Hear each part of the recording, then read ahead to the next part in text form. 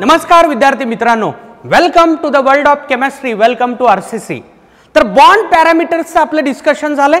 So far we have completed 3 bond parameters. पहा कुठल्या कुठल्या आपण बॉन्ड ऑर्डर पाहिलं, बॉन्ड लेंथ पाहिलं आणि बॉन्ड एनर्जी किंवा बॉन्ड एन्थाल्पी पाहिलं. ठीक आहे ना. बॉन्ड ऑर्डर मध्ये एक नवीन फॉर्म्युला तुम्हाला सांगितला होता, रेझोनेटिंग स्ट्रक्चर्स वरून बॉन्ड ऑर्डर. काय रे तो formula? Total number of bonds divided by total number of positions. तो फॉर्म्युला व्यवस्थित लक्षात ठेवा. त्याचे एक्झाम्पल्स देखील जेवढे घेतले तेवढे व्यवस्थित सॉल्व्ह करा. ठीक आहे ना. ओके. परत आपण बॉन्ड लेंथचे काही क्वेश्चन्स देखील पाहिले होते. बॉन्ड लेंथ आणि बॉन्ड ऑर्डरचं रिलेशन इनव्हर्स असतं, म्हणून फॅक्टर्स देखील तुम्हाला बरेचसे उलटे झालेले दिसतील. बॉन्ड एनर्जीचं आणि बॉन्ड लेंथचं पण इनव्हर्स रिलेशन म्हणायला हरकत नाही, because bond energy is directly proportional to bond order. ठीक आहे ना. काल आपण एक फॅक्टर पाहिला होता, नंबर ऑफ लोन पेअर्स वाला. तो फॅक्टर विशेष करून लक्षात ठेवा, कारण तो फॅक्टर वापरण्यामध्येच गडबड होते. ठीक आहे. काय गडबड होते? तिथं साईजचा विचार करतात. तर लक्षात ठेवा, पहिली प्रायोरिटी लोन पेअरच्या फॅक्टरला द्यायची असते. काय होता तो factor? Bond energy is inversely proportional to number of lone pairs. But remember, when we have to use that factor, when there is single covalent bond between 2 atoms, 2 identical atoms.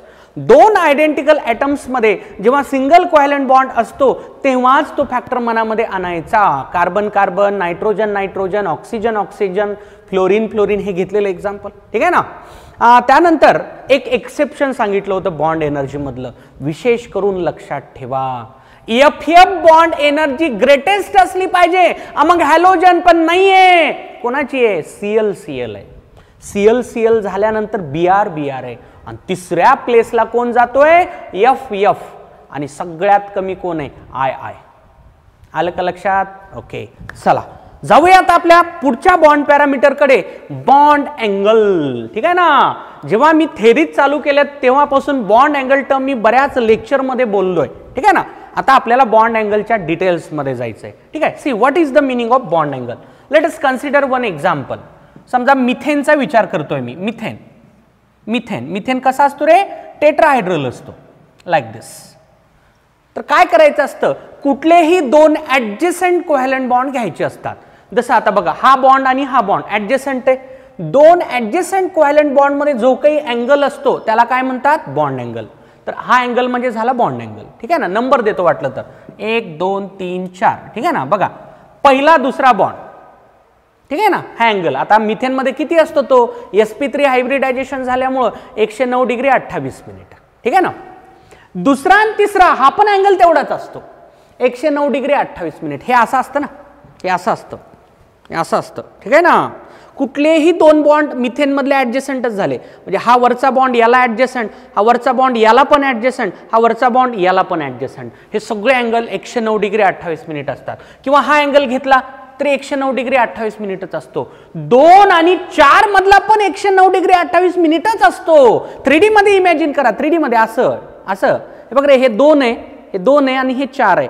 आता हा angle, 2 आणि 4 मधला हा angle, हा देखील किती असणार आहे? 109 डिग्री 28 मिनिट. आता इथं ऑन बोर्ड वाटतंय आपल्याला की हे कसं काय 109 डिग्री 28 मिनिट, पण हे बोर्डवरचं काढलेलं स्ट्रक्चर हे 2 डायमेन्शनल स्ट्रक्चर आहे. मी म्हणतो 3 डायमेन्शन मध्ये इमॅजिन करा. 3 डायमेन्शन मध्ये मिथेन मधले प्रत्येक बॉन्ड अँगल 109 डिग्री 28 मिनिट असतात. प्रत्येक बॉन्ड अँगल. परत सांगतो मी, 2 आणि 4 मधला 109 डिग्री 28 मिनिटच असतो. तर तुला इमॅजिन करायचंय, 3D मध्ये इमॅजिन करायचं. बघ रे, याला 2 नंबर म्हण आणि याला 4 नंबर म्हण. तर या 2 आणि 4 मधला हा अँगल जो असणार आहे ना, हा मधला अँगल हा देखील किती असतो रे? 109 डिग्री 28 मिनिट असतो. So what is bond angle? It is the angle between 2 adjacent covalent bonds. ठीक आहे ना. चला नोट करतो. Definition. The angle between, what is bond angle? The angle between 2 adjacent covalent bonds. the angle between two adjacent covalent bonds. The angle between two adjacent covalent bonds, it's called bond angle. It's called bond angle. It's called bond angle. ठीक है ना? What are the units? Bond अँगलचे 3 units असतात बघा रे. एक तर असं, याला म्हणायचं डिग्री, ठीक आहे ना, किंवा असं असं, याला म्हणतात मिनिट, डिग्री मिनिट, किंवा असं सेकंड्स, डिग्री मिनिट सेकंड्स. हे 3 युनिट्स बॉन्ड अँगल साठी वापरले जातात. चला एक सिंपल क्वेश्चन विचारतो, what is bond angle in H2? आता लगेच म्हणते काही विचारच करत नाहीत, काही जण एवढे दलिंदर असतात विचारच करत नाहीत. सर हे लाईन मध्ये 180 डिग्री, अरे नसेल ना बॉन्ड अँगल. बॉन्ड अँगलची डेफिनेशन बघ, the angle between two adjacent covalent bond. 2 bond असले पाहिजेत ना, 2 बॉन्ड असल्याशिवाय बॉन्ड अँगल कन्सेप्ट अराइज होत नाही. म्हणून असं काही मनात आणू नका की बाबा HH बॉन्ड अँगल 180 डिग्री, अरे एकच बॉन्ड आहे ना. किंवा what is bond angle in NaCl sir, असे काही प्रश्न विचारत, काही थोडाही स्वतः विचार करत नाही. अरे NaCl हा आयोनिक कंपाऊंड आहे. आपण बॉन्ड पॅरामीटरच्या सुरुवातीलाच मी सांगितलं, we are going to deal with again covalent bond.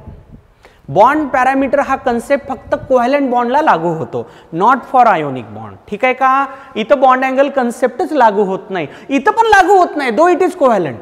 का? तर बॉन्ड अँगल हा कन्सेप्ट कधी अराइज होतो, त्या कंपाऊंड मध्ये कमीत कमी 2 कोव्हॅलंट बॉन्ड असावे लागतात. ॲटलिस्ट 2 कोव्हॅलंट बॉन्ड असावे लागतील, तेव्हाच बॉन्ड अँगल मनामध्ये आणायचा असतो.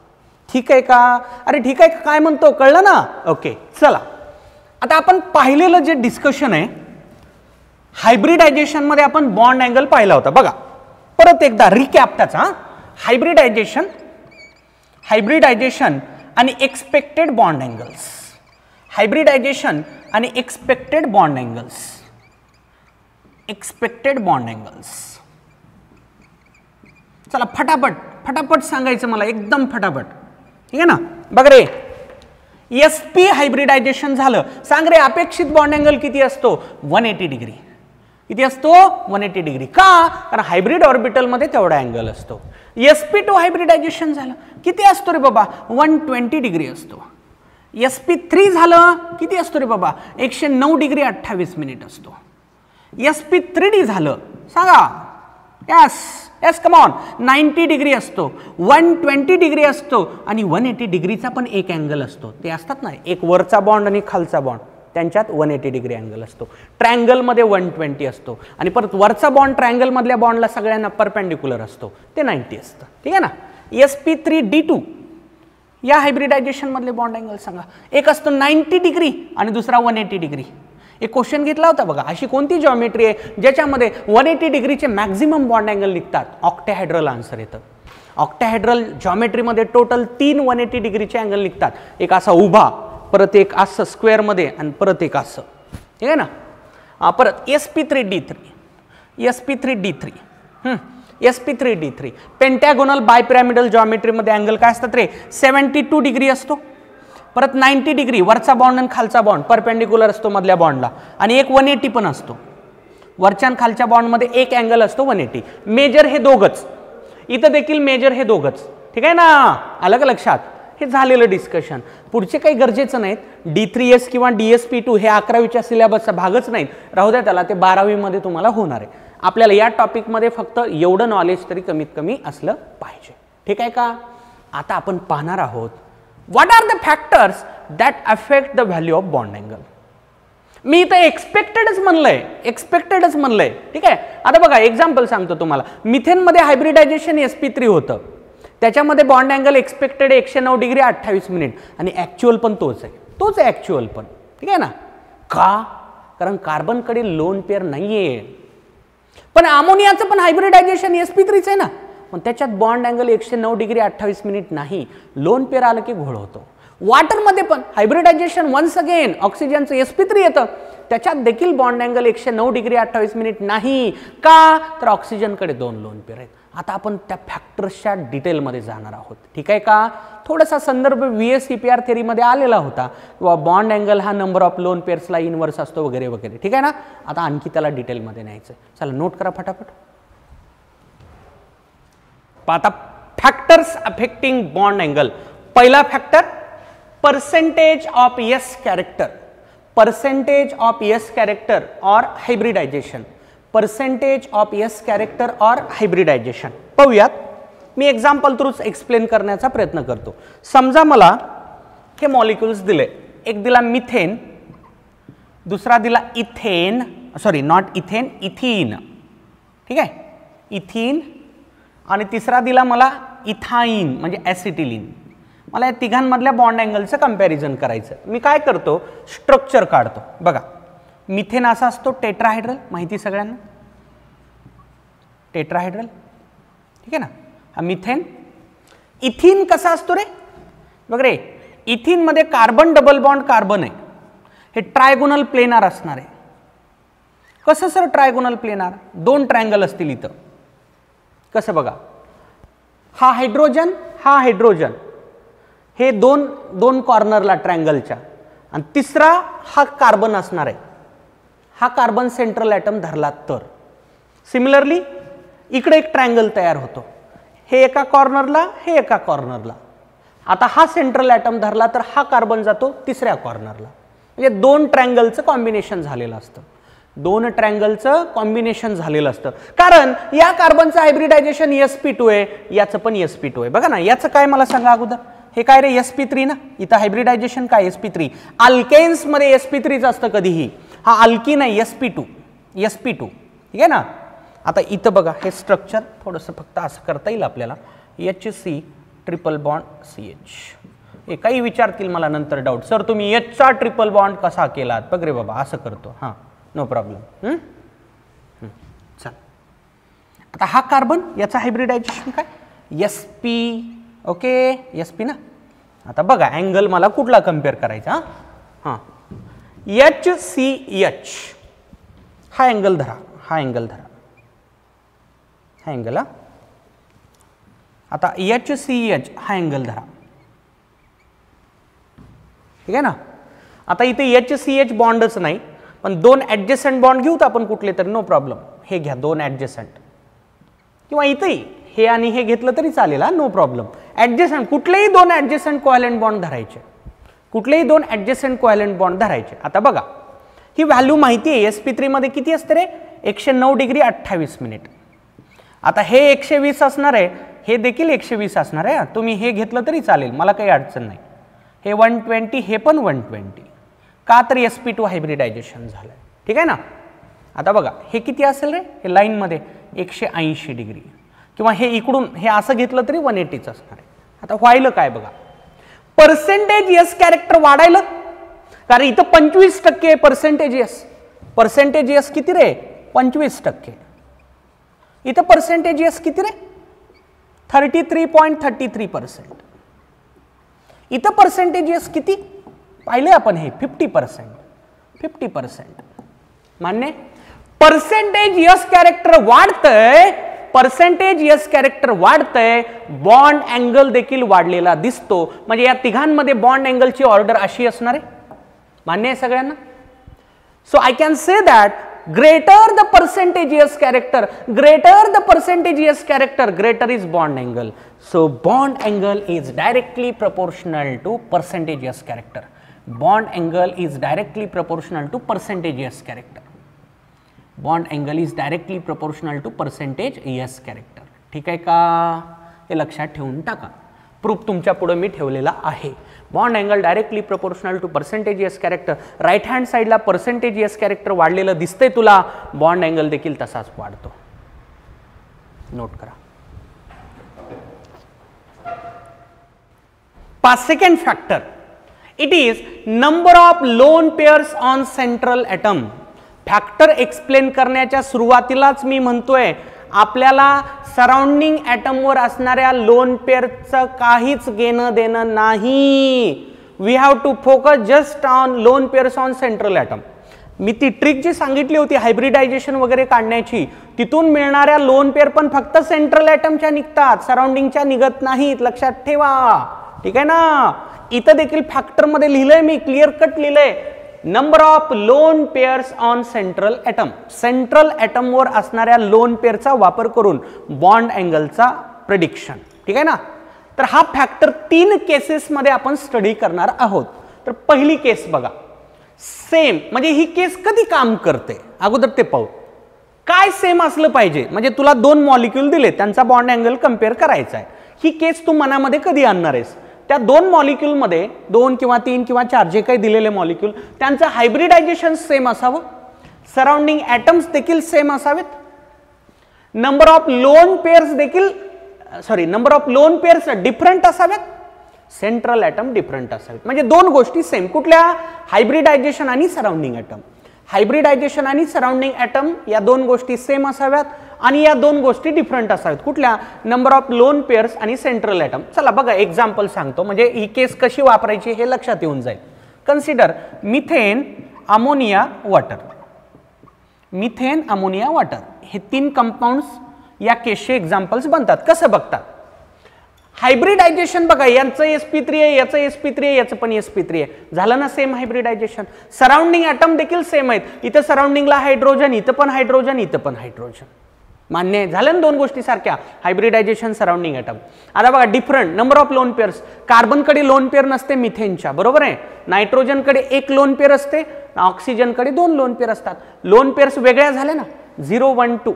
सेंट्रल ॲटम पण वेगळं आहे बघा तुम्ही, कार्बन, नायट्रोजन, ऑक्सिजन. म्हणजे जे इथं लिहिलं ते या एक्झाम्पलमध्ये एक्झॅक्टली फिट होतं.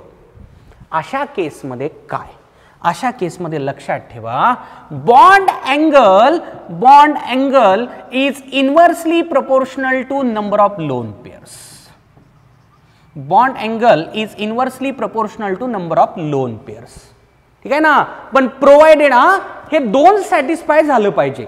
जेव्हा सेम हायब्रिडायझेशन, सराउंडिंग ॲटम असतील, जेव्हा different number of lone pairs आणि सेंट्रल ॲटम असतील, तेव्हा बॉन्ड अँगल आणि नंबर ऑफ लोन पेअरचं रिलेशन इन्व्हर्स असतं. आता का आणि कसं हेच एक्झाम्पल मी एक्सप्लेन करणार आहे. मिथेन बघा, मिथेन कसा असतो रे? टेट्राहायड्रल. मिथेन कसा असतो? टेट्राहायड्रल. ठीक आहे ना, मान्य आहे. अमोनिया कसा असतो? पिरॅमिडल. जॉमेट्री टेट्राहायड्रलच आहे, पण त्याचा शेप बदलतो ना ड्यू टू लोन पेअर. ती लोन पेअर अशी दाखवतोय मी, नो प्रॉब्लेम, लोन पेअर. ठीक आहे. Water, V shape.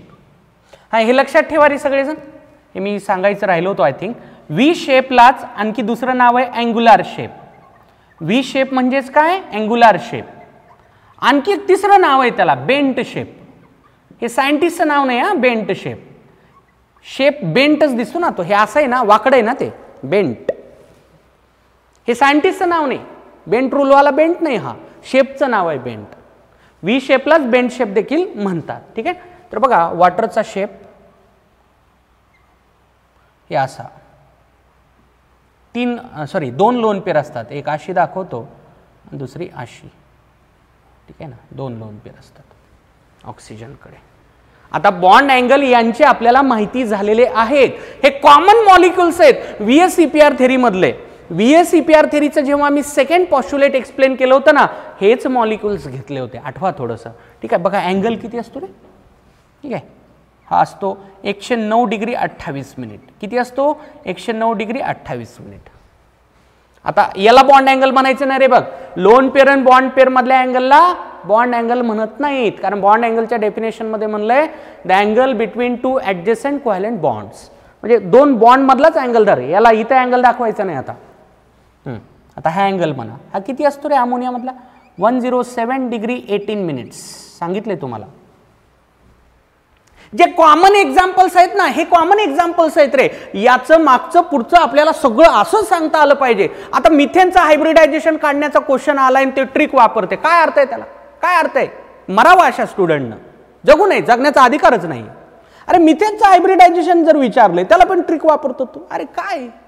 अमोनियाचं हायब्रिडायझेशन विचार, सांगता आलं पाहिजे रे, पाहिल्या सांगता आलं पाहिजे. sp3 मिथेनचा बॉन्ड अँगल विचारला बिंदासपणे 109 डिग्री 28 मिनिट. अमोनियाचा विचारला 107 डिग्री 18 मिनिट. लक्षात ठेवून टाका, हे VCPR थेरी मधले रोल मॉडेल एक्झाम्पल्स आहेत. वॉटरचं हायब्रिडायझेशन विचारलं sp3, काढत बसण्याची गरजच नाही, फेमस एक्झाम्पल, अशीच माहिती पाहिजेत आपल्याला.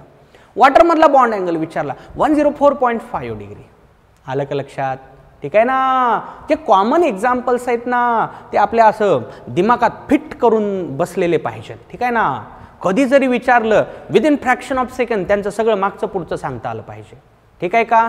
अमोनियाचा शेप काय विचारलं तरी ते सॉल्व्ह करत बसते. काय अर्थ याला? माहिती पाहिजे तुला. अमोनिया पिरॅमिडल आहे. मी सगळ्या मॉलिक्युलचं लक्षात ठेव म्हणतच नाहीये, पण जे कॉमन मॉलिक्युल्स आहेत ना ते तरी लक्षात ठेवा. जसं मिथेन आहे, अमोनिया आहे, वॉटर आहे, ClF3 आहे, टी शेप असतो, SF4 आहे, सीसॉ शेप असतो, XCF4 आहे, पहिल्या सांगता आलं पाहिजे स्क्वेअर प्लेनार शेप आहे.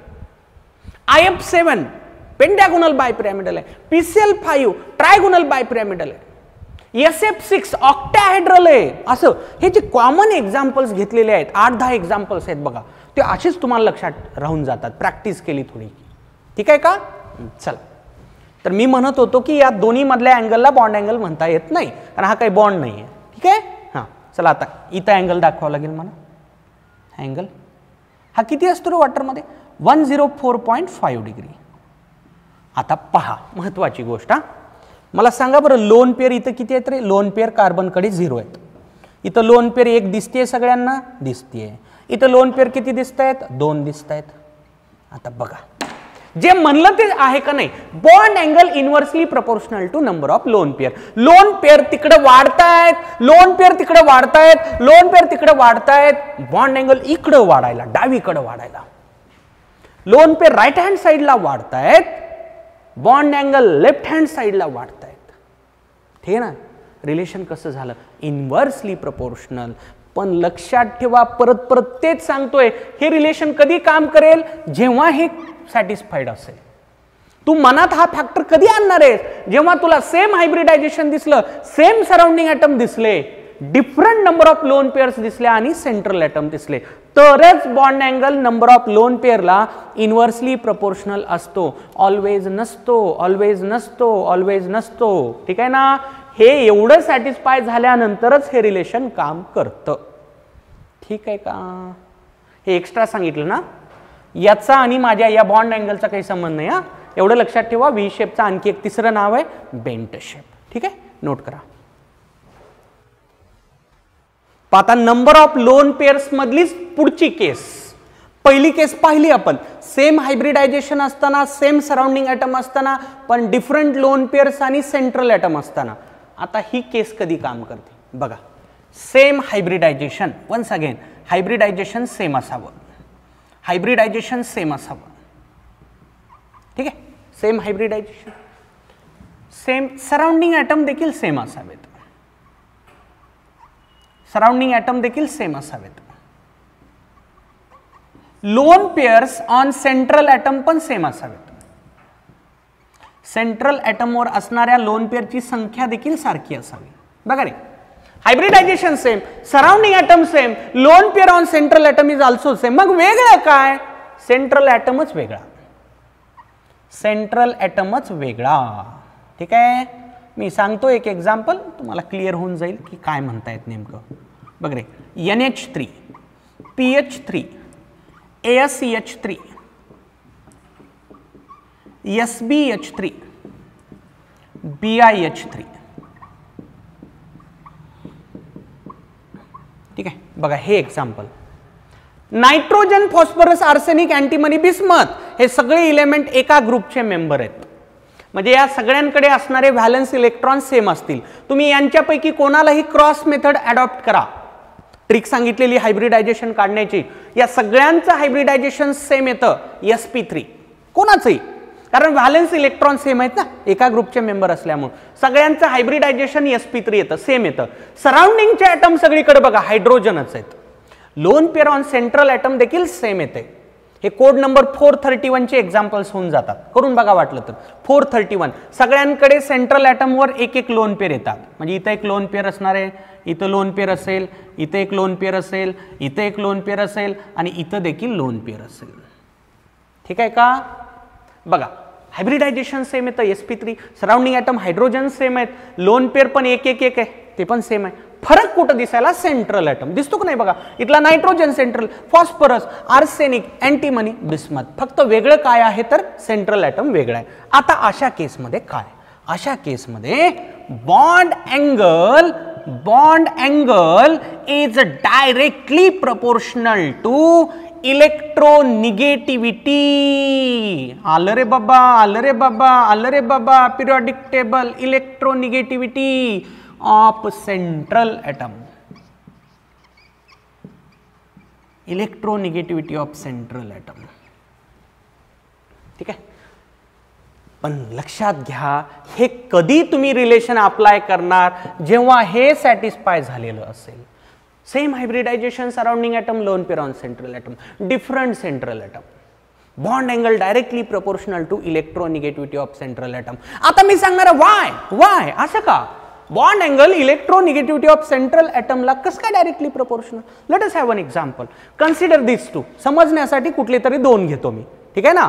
म्हणजे इथं फायनल ऑर्डर कशी असणार आहे रे, बॉन्ड अँगलची अशी असणार आहे ना, NH3 चा बॉन्ड अँगल PH3 पेक्षा जास्त, हे कळते सगळ्यांना. Electronegativity down the group, electronegativity decreases, down the group electronegativity decreases. Nitrogen is more electronegative than phosphorus, phosphorus more than arsenic, arsenic more than antimony, antimony more than bismuth, down the group decrease होते. इथली electronegativity जास्त आहे नायट्रोजनची, म्हणून याचा bond angle याच्यापेक्षा जास्त. फॉस्फरसची आर्सेनिक पेक्षा जास्त आहे, आर्सेनिकची अँटीमनी पेक्षा जास्त आहे, आणि बिस्मथ पेक्षा अँटीमनीची जास्त आहे. इलेक्ट्रोनिगेटिव्हिटी नायट्रोजनकडे वाढते, बॉन्ड अँगल देखील त्याच बाजूला मी वाढवलाय, म्हणून रिलेशन कसं झालं रे, डायरेक्टली प्रोपोर्शनल. हे खूपच फेमस एक्झाम्पल आहे, खूपच फेमस, बऱ्याच एक्झाम मध्ये रिपीट झालेत रे. अरे बॉन्ड अँगलचे क्वेश्चन रिपीट होतात, रिपीट झालेले एक्झाम्पल पण आपण व्यवस्थित लक्षात ठेवत नाही, म्हणून आपल्यावर रिपीट करण्याची पाळी येते. ठीक आहे ना, उगाच येत नाही पाळी. म्हणून माझं म्हणणं असं आहे, NCERT मध्ये जेवढे एक्झाम्पल दिलेत ना ते सगळे व्यवस्थित लक्षात ठेवायचे. सर मग कसं करू, ते NCERT वाचू का लाईन टू लाईन, सध्या तरी काही गरज नाही. जेवढं मी घेतोय ना ते NCERT तर आलंयच, त्याच्यात सगळंच आले, काही सुटलं नाही, एक्स्ट्रा भरपूर आलेलं. ठीक आहे ना. हां, तुम्ही NCERT टेक्स्टबुक वाचणार आहात, but at the end of topic, म्हणजे टॉपिक जेव्हा संपेल तेव्हा तुम्ही NCERT वाचा. का, कारण NCERT टेक्स्टबुकची लँग्वेज थोडीशी टफ आहे, तुम्हाला ते इझिली समजणार नाही, एकदा वाचून तर गॅरंटीनं समजणार नाही. आणि NCERT मध्ये कसं केलेलं असतं, पुढचा पॉईंट मागं, मागचा पॉईंट पुढे, ते म्हणजे सिक्वेन्स थोडासा डिस्टर्ब्ड असतो, समजायला ते खूप डिफिकल्ट जातं. म्हणून मी म्हणतोय काय, जेव्हा पूर्ण टॉपिक टीच करून संपून जाईल तेव्हा तुम्ही NCERT वाचा, तुम्हाला शब्द ना शब्द समजून जाईल. ठीक आहे का. जेवढे एक्झाम्पल मी घेतोय ना NCERTचे तर त्याच्यात 100% आलेलेच आहेत, एक्स्ट्रा भरपूर आलेले आहेत. ठीक आहे ना. माझे एक्झाम्पल तुम्ही लक्षात ठेवले तरी चालेल. ओके. मग प्रश्न आरायचो, सर पाठ करू का एक्झाम्पल. नाही रे, पाठ नाहीत करायचे. हां, तुला हे पाठ करायचे, हे फॅक्टर्स पाठ करा. काय काय पाठ करणार आहेस तू, तुला लिमिटेशन्स आहेत का नाही पाठांतराला, सगळंच पाठ करतो, कसं पॉसिबल आहे. पाठांतराची सवय तुला लागणार आहे, पण या टॉपिकसाठी नाही, पुढे काही तुझे आवडते टॉपिक येतील ज्याला पाठ करायची खूप आवड असते ना, त्याच्यासाठी सांगतोय खास करून. 4 टॉपिक आहेत बघा, S block, P block, D block आणि A ब्लॉक. त्याच्यात जे पाठ करते, जे जास्त घासते त्याला जास्त मार्क पडतात. ठीक आहे ना. इथं घास नको नको नको, घासू नको, इथं समजून घे. Bond angle directly proportional to electronegativity of central atom. आता मी रिझन देतो वाय. ठीक आहे ना. हे का बरं असं बघूत आपण. चला, या दोघांचा मी बॉन्ड अँगल तुम्हाला मी कम्पेअर करून दाखवतो. बघा, अमोनियाचं स्ट्रक्चर कसं आहे, पिरॅमिडल आहे, माहिती सगळ्यांना कसं आहे, पिरॅमिडल आहे, लाईक दिस. एक लोन पेअर आहे ना, लोन पेअर. कंपॅरिझनसाठी मी PH3 घेतो. हां, NH3 ग्रेटर दॅन PH3 मी प्रूव्ह करून दाखवतो बॉन्ड अँगल कसं. बघा, हे पण पिरॅमिडल, हे पण पिरॅमिडल, कारण sp3 हायब्रिडायझेशन. ठीक आहे. हे थोडंसं पिरॅमिडल. ठीक आहे, मान्य आहे. ओके. आता बघा होतं काय, nitrogen is more electronegative than hydrogen. माहिती सगळ्यांना, नायट्रोजनची इलेक्ट्रोनिगेटिव्हिटी 3 आहे, हायड्रोजनची 2.1 आहे. मला सांगा या बॉन्डचे इलेक्ट्रॉन्स कोणाजवळ राहतील, नायट्रोजनच्या जवळ राहतील. मी काढतो नायट्रोजनच्या जवळ. हे काय दाखवले रे मी, bond pair electron, because nitrogen is more electronegative than hydrogen. आता मला सांगा, what is the electronegativity value of phosphorus? माहिती पाहिजेत, मोजक्या 20 एलिमेंट पर्यंतच्या तरी इलेक्ट्रोनिगेटिव्हिटी व्हॅल्यूज माहिती पाहिजेत पॉलिंग स्केलवरच्या. फॉस्फरसची इलेक्ट्रोनिगेटिव्हिटी आहे 2.1. फॉस्फरसची इलेक्ट्रोनिगेटिव्हिटी किती आहे? 2.1. हायड्रोजनची पण 2.1 आहे. पीएच बॉन्ड हा नॉन पोलार असतो, म्हणजे इथं इलेक्ट्रॉन पेअर बरोबर मिडलला राहते, पी कडे पण ओढली जात नाही आणि एच कडे पण ओढली जात नाही, अशी सेंटरला राहते. ठीक आहे का? असं राहते. ओके, आता बघा, लोन पेअर नायट्रोजनच्या जवळ आल्या, लोन पेअर नायट्रोजनच्या जवळ आल्या. मला सांगा, sorry not lone pair, bond pair, हां sorry I am extremely sorry, bond pair नायट्रोजनच्या जवळ आल्या. एक सिंपल क्वेश्चन विचारतो, मला सांगा, या दोन बॉन्ड पेअर मधलं डिस्टन्स आणि या दोन बॉन्ड पेअर मधलं डिस्टन्स कुठं जास्त आहे आणि कुठं कमी आहे? इथलं डिस्टन्स कमी आहे. लेस डिस्टन्स बिटवीन बॉन्ड पेअर, लेस डिस्टन्स बिटवीन बॉन्ड पेअर, कारण हे जवळ आले ना रे नायट्रोजनच्या. लेस डिस्टन्स बिटवीन बॉन्ड पेअर, मोर डिस्टन्स बिटवीन बॉन्ड पेअर. मान्य आहे का? आता बघा, डिस्टन्स कमी झालं, बॉन्ड पेअरचे इमॅजिन करा थोडंसं, बॉन्ड पेअर इलेक्ट्रॉन जवळ आले. मी सांगितलं होतं बॉन्ड पेअर रिपल्शन होत असतं ना, इलेक्ट्रॉन काय होत असतं? रिपल्शन होतं. या इलेक्ट्रॉन पेअर जवळ आल्या, इथं जास्त रिपल्शन होईल. इथं पण रिपल्शन असेल, नाही असं नाही, पण अंतर जास्त आहे ना. कंपेअर टू अमोनिया इथलं अंतर जास्त आहे, त्यामुळे इथलं रिपल्शन कमी असणार आहे. मोर रिपल्शन, याच्यात काय होणार आहे? मोर रिपल्शन इन बीपी म्हणजे बॉन्ड पेअर इलेक्ट्रॉन. इथं मोर रिपल्शन का? लेस डिस्टन्स. याच्यात लेस रिपल्शन का? मोर डिस्टन्स. आता बघा, बॉन्ड पेअर मध्ये रिपल्शन जास्त झालं. जो बॉन्ड असा होता ना, बॉन्ड पेअर रिपल्शन झाल्यामुळे बॉन्ड असा झाला. जो बॉन्ड असा होता तो असा झाला. बॉन्ड जर असा झाला, मला सांगा अँगल वाढला कमी झाला? सांगा, अँगल काय झाला रे? वाढला. ठीक आहे ना. तर इथं बॉन्डचं थोडंसं एक्सपान्शन व्हायला स्कोप आहे, पण तेवढं जास्ती होणार नाही हा, कारण ही लोन पेअर माघारी ढकलणार आहे ते जास्त एक्सपांड झालं की. खरं तर याचा बॉन्ड अँगल आपण पाहिलं होतं 109 डिग्री 28 मिनिट पाहिजे होता, पण 109 डिग्री 28 मिनिट पेक्षा कमी झालाय का? तर ही लोन पेअर दाबून धरते त्या बॉन्डला, या बॉन्डला एक्सपांड जास्त होऊ देत नाही. पण या दोन्हीत कंपॅरिझन करतोय आपण, दोन्हीमध्ये कंपॅरिझन करतोय. नक्कीच पीएच3 पेक्षा NH3 मधले बॉन्ड थोडेसे असे असतील, पीएच3 मधले बॉन्ड थोडेसे असे असतील, ASH3 मधले बॉन्ड परत असे असतील, SBH3 मधले परत असे असतील, BIH3 मधले परत असे असतील. म्हणजे इकडून इकडे बॉन्ड अँगल कमी होत चालला का? कारण सेंट्रल ॲटम इलेक्ट्रोनिगेटिव्ह, मोस्ट इलेक्ट्रोनिगेटिव्ह इथं आहे. हे इलेक्ट्रॉन बॉन्डचे सगळे नायट्रोजनच्या जवळ गेलेत, त्यांच्यात बॉन्डमध्ये रिपल्शन इझी होऊ शकतं. बॉन्डमध्ये रिपल्शन झालं असं होतं ते. ठीक आहे ना. हे NH3 मध्ये असं आहे, PH3 मध्ये थोडंसं असं आहे, आणखी परत असं होत चालेल. लक्षात येते का? म्हणजे बॉन्ड अँगल काय व्हायला? कमी व्हायला. तर रिमेंबर, जेव्हा hybridization same, surrounding atom same, lone pair on central atom same, but central atom is different. जसं इथं दिसतंय तुम्हाला, फक्त फरक कुठे आहे? तर सेंट्रल ॲटममध्ये फरक आहे. तेव्हा bond angle electronegativity of central ॲटमला डायरेक्टली प्रपोर्शनल असतो. Why? Because when central atom electronegativity is more, bond pair electrons are attracted towards central atom. Bond pair electron central ॲटमकडे आल्यामुळं बॉन्ड पेअर मधलं डिस्टन्स कमी होतं. बॉन्ड पेअर इलेक्ट्रॉन मधलं distance कमी होतं, त्यांच्यात रिपल्शन वाढतं. त्यांच्यात रिपल्शन वाढलं की बॉन्ड थोडासा एक्सपांड होतो, बॉन्ड अँगल वाढतो. म्हणजे हे असं असणार आहे, सॉरी हा बॉन्ड अँगल असा असेल. याच्यात एक्सपान्शन होतं, बॉन्डचं एक्सपान्शन होतं, कारण डिस्टन्स कमी आहे इलेक्ट्रॉन. ठीक आहे, नोट करा. तर बघा, number of lone pairs on central atom साठी कनेक्टेड तिसरी आणि शेवटची केस. ठीक आहे, बघा आता सेम काय? Central atom same, central atom same, central atom same, central atom same. परत सेम काय? Hybridization same, hybridization same, hybridization same. ठीक. सराउंडिंग, सॉरी नॉट सराउंडिंग, आता काय बघा, नंबर ऑफ लोन पेअर्स, हां sorry, number of lone pairs on central atom same. म्हणजे या 3 गोष्टी सारख्या. कुठल्या कुठल्या? सेंट्रल ॲटम स्वतः सारखा असावा, हायब्रिडायझेशन देखील सारखं असावं आणि number of lone pairs on central atom देखील सारखे असावे. मग वेगळं काय? वेगळं काय? वेगळं काय? Surrounding atom. आतापर्यंत आपण ज्या 2 केस पाहिल्या ना त्याच्यात सराउंडिंग ॲटम सेम होता, पाहू शकता तुम्ही. पण आता मी ही शेवटची केस सांगतोय. जर सराउंडिंग ॲटम वेगळे असतील तर काय करायचं? फॉर एक्झाम्पल ठीक आहे, चला एक एक्झाम्पल पहा, लक्षात येईल. F2O किंवा OF2, F2O, Cl2O आणि Br2O. I2O एक्झिस्ट करत नाही कारण साईजमध्ये खूपच जास्त डिफरन्स आहे. साईजमध्ये खूप जास्त डिफरन्स असले की बॉन्ड तयार होत नसतो. ठीक आहे, ऑर्बिटल ओव्हरलॅप भारी होत नाही. ठीक आहे ना, जे एक्झिस्ट करतात त्याचा आपण विचार करू.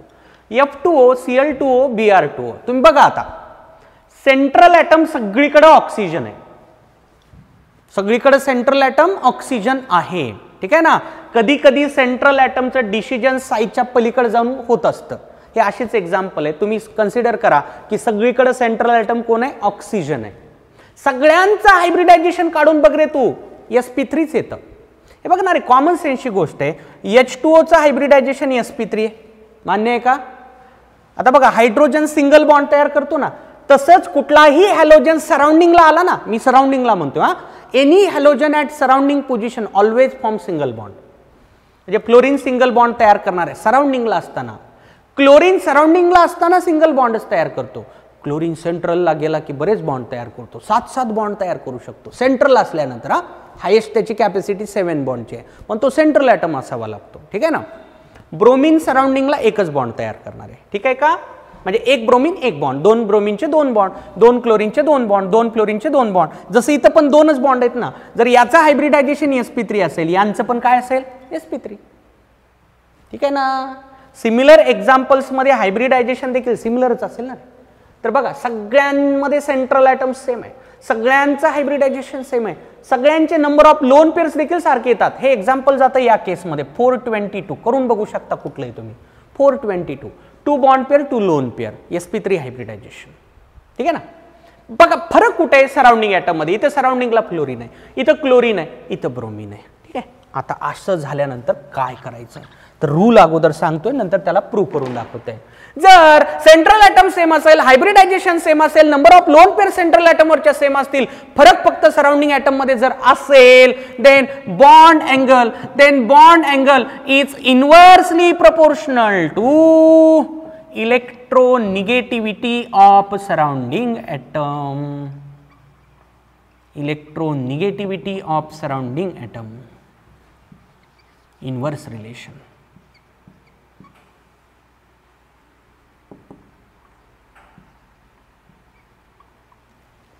मागच्या केसमध्ये सेंट्रल ॲटमची इलेक्ट्रोनिगेटिव्हिटी आली होती आणि त्याच्याबरोबर रिलेशन कसं होतं? डायरेक्ट. इथं आलंय सराउंडिंग ॲटम आणि इथं रिलेशन कसं आहे? इनव्हर्स. फरक लक्षात घ्या. ठीक आहे. आता बघा असं कसं काय? तर आता यांच्यामध्ये बॉन्ड अँगलचं कंपॅरिझन असं होणार आहे. हा, F2O, Cl2O, Br2O. Electronegativity of surrounding ॲटमला इनव्हर्स. हा, आपल्याला माहिती आहे टुवर्ड्स फ्लोरीन इलेक्ट्रोनिगेटिव्हिटी वाढते. फ्लोरीनपेक्षा क्लोरीनची इलेक्ट्रोनिगेटिव्हिटी कमी, क्लोरीनपेक्षा परत ब्रोमीनची कमी. आणि रिलेशन इनव्हर्स असल्यामुळं सराउंडिंग ॲटमची जेवढी इलेक्ट्रोनिगेटिव्हिटी कमी ना, तेवढा बॉन्ड अँगल जास्त.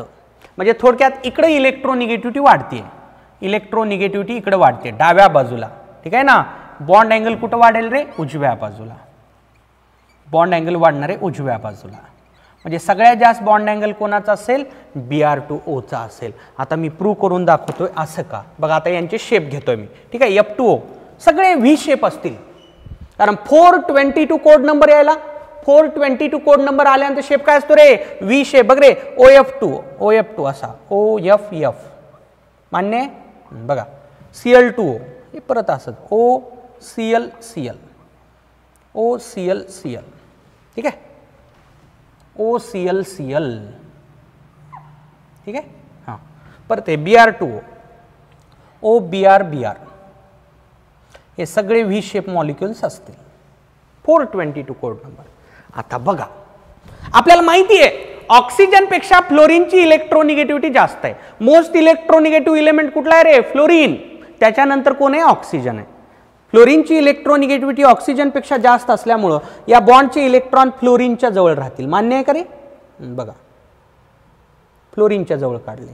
आता मला सांगा, क्लोरीन आणि ऑक्सिजन मोर इलेक्ट्रोनिगेटिव्ह कोण? ऑक्सिजन. ऑक्सिजन. आता इथं इलेक्ट्रॉन ऑक्सिजनच्या जवळ राहतील,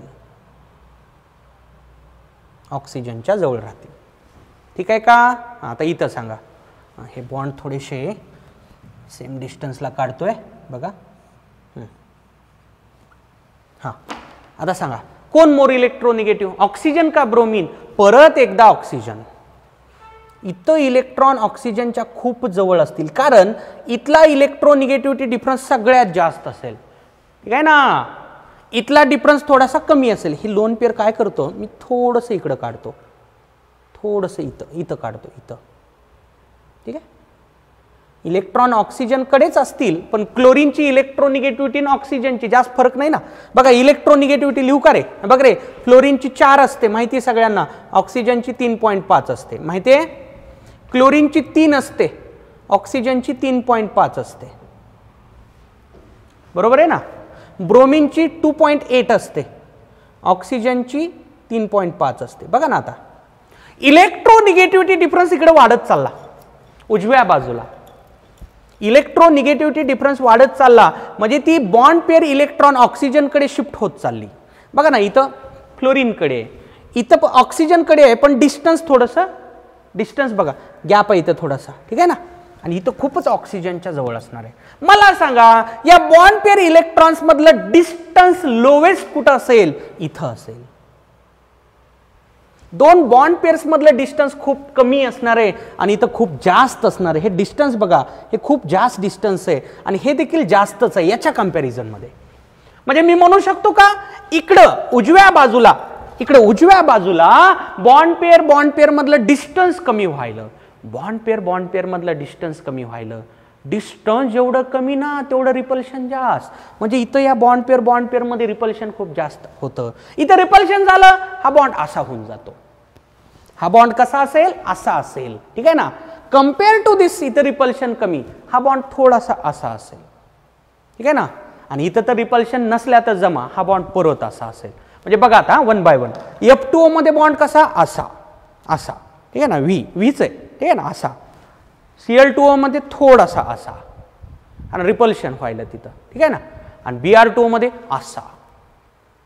अँगल कुठला जास्त? Br2O मधला. का? डिस्टन्स बघा रे, डिस्टन्स. इथलं डिस्टन्स सगळ्यात कमी आहे, नंतर इथलं, आणि इथं तर खूप जास्त आहे. रिपल्शन बॉन्ड पेअर रिपल्शन सगळ्यात जास्त इथं होता, म्हणून इथला अँगल कसा येतो? हायेस्ट येतो. बघा, बॉन्ड अँगल Br2O चा हायेस्ट आणि सगळ्यात कमी कोणाचा बॉन्ड अँगल? F2O चा. लक्षात आलं का? तर ही पाहिली आपण तिसरी केस. ठीक आहे? बघा, क्विक रिकॅप करतोय तिन्ही केसचा. तिसऱ्या केसचं, सॉरी, 3 केस सांगितल्या मी, ह्या तिन्ही केस दुसऱ्या फॅक्टर मध्ये आलेल्या. काय होतं टायटल दुसऱ्या फॅक्टरचं? Number of lone pairs on central atom. Central ॲटमवर असणाऱ्या लोन पेअरचा वापर करून बॉन्ड अँगलचं प्रिडिक्शन. पहिली केस काय पाहिली आपण? काय होती पहिली केस? जेव्हा hybridization same, surrounding atom same, दोन गोष्टी वेगळ्या. कुठल्या? सेंट्रल ॲटम वेगळा आणि त्यावर असणारी लोन पेअर वेगळी. तेव्हा bond angle inversely proportional to lone pair असतो. त्याला घेतलेलं एक्झाम्पल मिथेन, अमोनिया, वॉटर. मिथेनचा बॉन्ड अँगल अमोनियापेक्षा जास्त, अमोनियापेक्षा वॉटरचा जास्त, कारण लोन पेअर जेवढ्या कमी बॉन्ड अँगल जास्त, ॲज पर दॅट केस. दुसरी केस पाहिली आपण, काय होती रे? Hybridisation same, surrounding atom same, lone pairs on central atom also same, but central atom is different. Central atom हा डिफरंट होता. NH3, PH3, ASH3, SBH3, BiH3 हे एक्झाम्पल सांगितलं.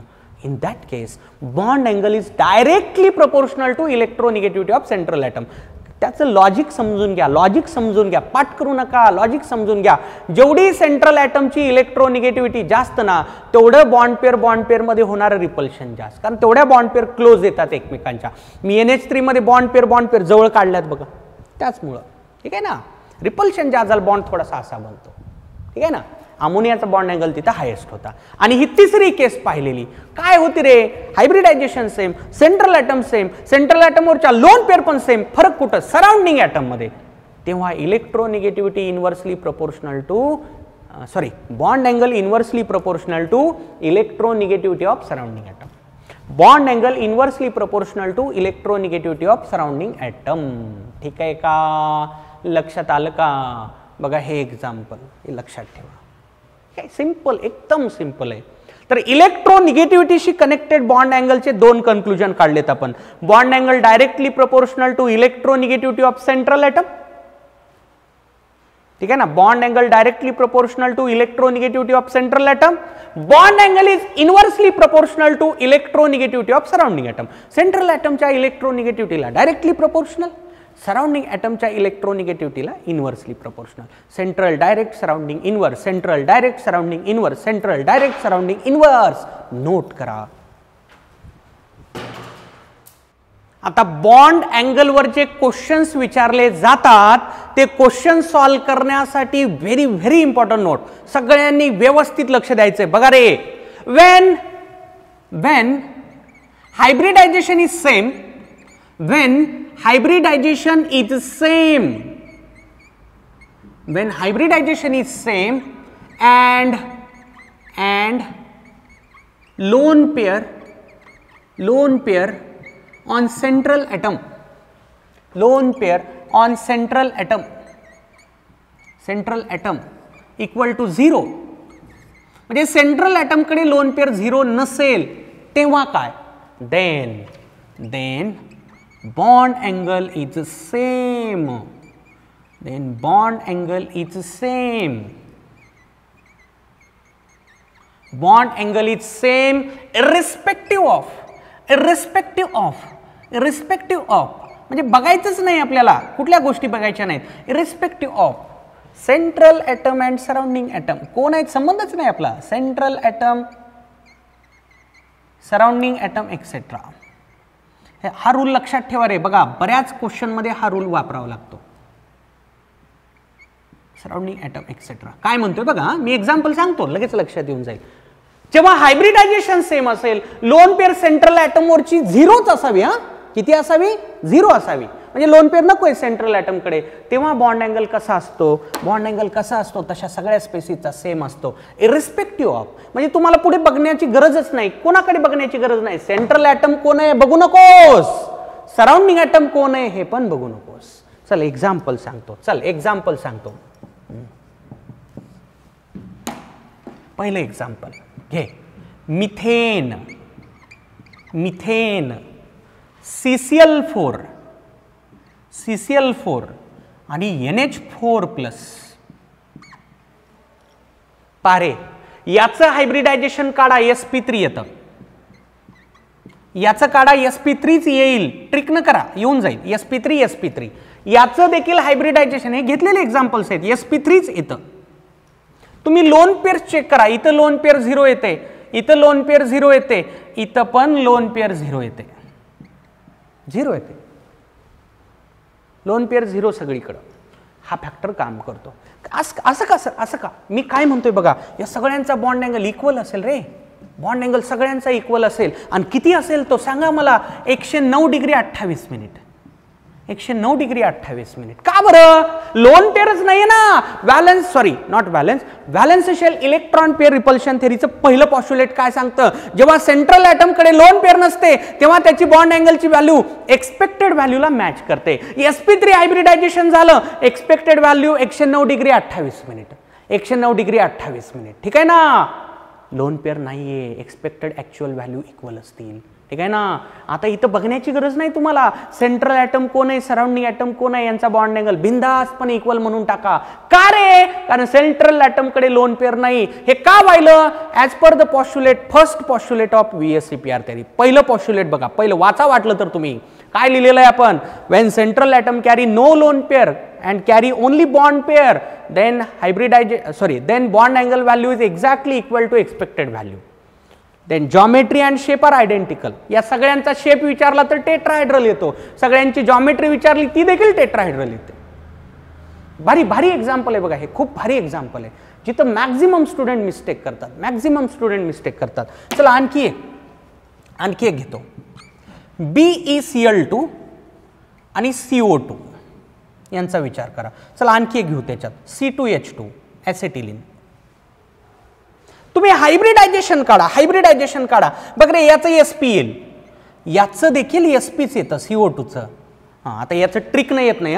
C2H2 ॲसिटिलीन आहे. प्रत्येक वेळेस ट्रिक काम करत नाही, ट्रिकमध्ये प्रॉब्लेम असतो, म्हणून तर कन्सेप्ट लक्षात घ्यावा लागतो ना. C2H2 मध्ये कार्बन ट्रिपल बॉन्ड कार्बन असतो, ॲसिटिलीन आहे हा.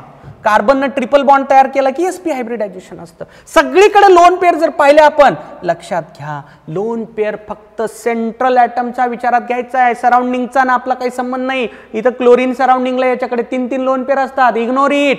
ऑक्सिजनकडे 2 लोन पेअर असतात, माहिती सगळ्यांना. पण आपण फक्त सेंट्रल ॲटमच्या लोन पेअरवर इंटरेस्ट दाखवायचा आहे. सराउंडिंग ॲटमच्या लोन पेअरचा ना आपला काही संबंध नाही. इथं लोन पेअर सेंट्रल ॲटमच्या 0, इथं पण 0. बघा मी लिहिलेली नोट काय सांगते. जेव्हा हायब्रिडायझेशन सारखं असतं, लोन पेअर सेंट्रल ॲटमवरच्या 0 असतात, तेव्हा बॉन्ड अँगल हा सेम असतो, irrespective of central atom, surrounding atom etcetera. काही पुढचं काहीच बघायचं नाही रे. हायब्रिडायझेशन सेम झालं ना, लोन पेअर 0 आल्या ना सेंट्रल ॲटमवरच्या, बिंदासपणे म्हणून टाका बॉन्ड अँगल सेम. का होतंय सर असं? किती असेल सांगता का? SP हायब्रिडायझेशन मध्ये किती असतो? 180 डिग्री असतो. 180 डिग्री असतो. ठीक आहे. असं का होतंय सर? अरे VSEPR थेरीचं पहिलं पॉस्ट्युलेट रे, first postulate of VSEPR theory says that when central atom carry no lone pair, then bond angle is exactly equal to expected value. SP hybridisation expected 180 degrees होतं ना, तीच त्याची बॉन्ड अँगलची value असते. भारी आहे ना. आता याला असं लक्षात ठेवायचं, हायब्रिडायझेशन सेम असताना म्हणायचे माझ्या पाठीमाग, हायब्रिडायझेशन सेम असताना लोन पेअर नसताना, हायब्रिडायझेशन सेम असताना लोन पेअर नसताना बॉन्ड अँगल सेम असतो ना. हायब्रिडायझेशन सेम असताना लोन पेअर नसताना बॉन्ड अँगल सेम असतो ना. कधी सेम असतो ना? हायब्रिडायझेशन सेम असावं, लोन पेअर सेंट्रल ॲटमवरच्या किती असाव्यात? 0 असाव्यात, तेव्हा बॉन्ड अँगल सेम असतो ना. हो ना. लक्षात ठेवा, हे असे एक्झाम्पल्स आहे जिथं मॅक्झिमम स्टुडंट गडबड करतात. जेवढा माझा एक्सपिरियन्स आहे त्या प्रत्येक वर्षी मला ही अडचण आलेली आहे. सगळेजण इथं पण विचार करत बसतात यांची बॉन्ड अँगलची ऑर्डर कशी लावू. अरे गरजच नाही ऑर्डर लावायची, यांचा बॉन्ड अँगल एक्झॅक्टली सेम असेल. तुम्ही एवढं लक्षात ठेवा, हायब्रिडायझेशन सेम असलं पाहिजे आणि लोन पेअर सेंट्रल ॲटमवरच्या 0 असल्या पाहिजेत. बॉन्ड अँगलच्या प्रत्येक क्वेश्चन मध्ये तुला सराउंडिंग ॲटमच्या लोन पेअरचा काहीच संबंध नाही, तुला फक्त सेंट्रल ॲटम कडची लोन पेअर लक्षात घ्यायची. Forget about the lone pairs of surrounding atom. ठीक आहे का? चला जाता सांगा, हायब्रिडायझेशन सेम असताना आणि लोन पेअर नसताना बॉन्ड अँगल सेम असतो ना. ठीक आहे. चला, आज आपण बॉन्ड अँगलचे फॅक्टर्स स्टडी केले. उद्या या सगळ्या फॅक्टर्सला मी अप्लाय करून दाखवणार आहे with the help of some questions. उद्या पाहूयात आपण क्वेश्चन्स ऑन बॉन्ड अँगल. हे सगळं रिवाइज करून घ्या. ठीक आहे. चला, थँक्यू.